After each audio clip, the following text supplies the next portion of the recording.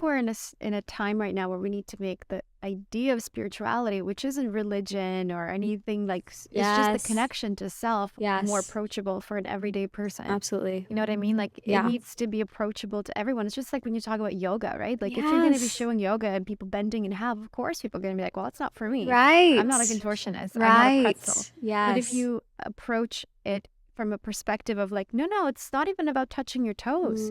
It's about what you learn about yourself on your way down. That's what yoga is. I love You know what I mean? Yeah. So it's like when you start to show that to people, then they're like, okay, no, I'll come into a yoga class. Yes. I'll try it because they're not intimidated by this whole thing of what it is. It's more accessible. Exactly. Well, I think that's really cool because it's helping me right here in this podcast shape my understanding of why innately I feel so uncomfortable about what's going on in places like Tulum and I don't know, in a lot of places in Costa Rica where the COVID has created a mass exodus and an opportunity for people to wake up, but it's also driven a lot of people to think that waking up means I have to dress like this, be like this, go to these kinds of events, go to these kinds of things. I have to create a life coaching course that I can sell on my Instagram. I have to build an identity that I live up to. And it's just like this mad circle and cycle of never ending things that if you check all the boxes, then I'll be whole.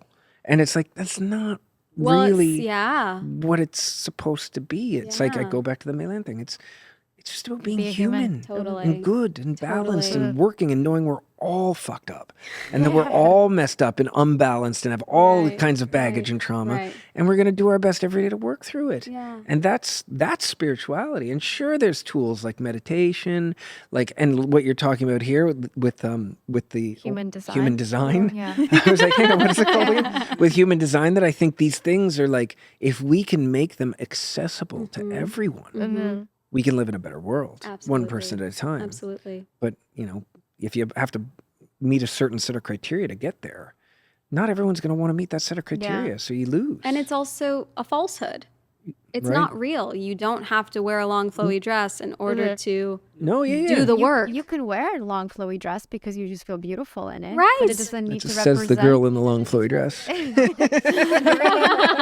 a dress, a green... No, but you're right, because it feels good for you. Exactly. It feels good for you. You just feel good in what you're wearing and because that represents who you are and how you're feeling, not because you need to fit in to be something. Fitting in an identity is it's a toxic thing in this space.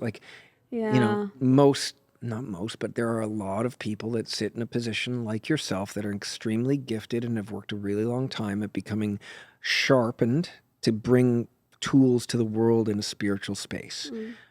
99% of them dress a certain way and present themselves and have a different name and wear strange clothes and all kinds of things on them and it's just, but it's like, is that what it is? No, it's not. That's marketing.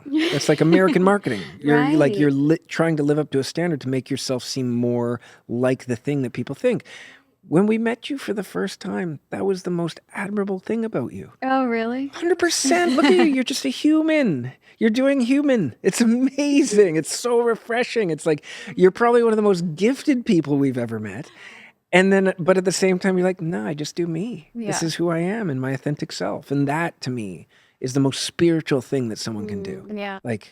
Because spiritual is in the truth of, like you said, for lack of a better word, I think this is the right way to use it, which is spiritually embodying your spirit and letting it make the decisions for you, not your intellect and your ego and your identity. Yeah. It's fascinating. Yeah. Well, that's it. And again, back to to wrap that part up, what I want to add is just even the way of dressing spiritually.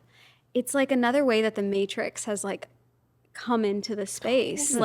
You have to be corporate, you have to look like this, you have to make this amount of money, blah, blah, blah. We've just turned it into a different uniform. In sparkly clothes and long capes. I literally bought a shirt at a store nearby here and I put it on just before the podcast and I looked at Adrian and I was just like, the fuck am I wearing? And Adrian's like, you look like you're from Tulum. You're from Tulum. And I was like, no, it's true though. And I was like, I felt so weird. I'm like, do I need to wear this? To to challenge these feelings of being in real time. In real time and be like, is this the thing I have to wear to feel like it's me? It's like, no, then I'm going to feel like I'm actually some kind of strange imposter trying to be something that I'm actually not. Maybe one day, maybe when I feel the mood or, whatever, but like it was a funny thing. It's identity. Like the idea of identity is such an interesting thing when it gets wrapped in, like you said, like the Matrix, like in everyone wears these business suits and these Gucci purses and the stuff in the certain areas of the Matrix there. But then you uproot it, pull it all out, replant it in places like this, and it's like they just replace it all with different stuff. Like the starter kits, right? Like the starter kits. The starter kit memes are amazing. Oh my God. The Tulum starter kit, the Nasara starter kit, the Austin starter kit. There's a lot of starter kits coming. Those are the three that we've seen because we've been to all three of those places recently. And we always look at them. We're like, okay, yeah, all right. Well, I look at them when we were in Austin, I was like, oh no, at least 70% of these are part of me. Yeah. Like it was like the cold bath. Someone that knows Aubrey Marcus.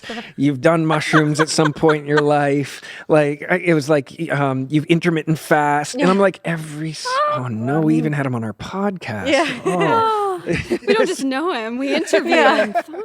So I don't know. It's funny though, but that's like the weird identity thing about it, and you can make jokes about it because look at that. It's me actually. It's actually me. I'm laughing at myself. I don't know.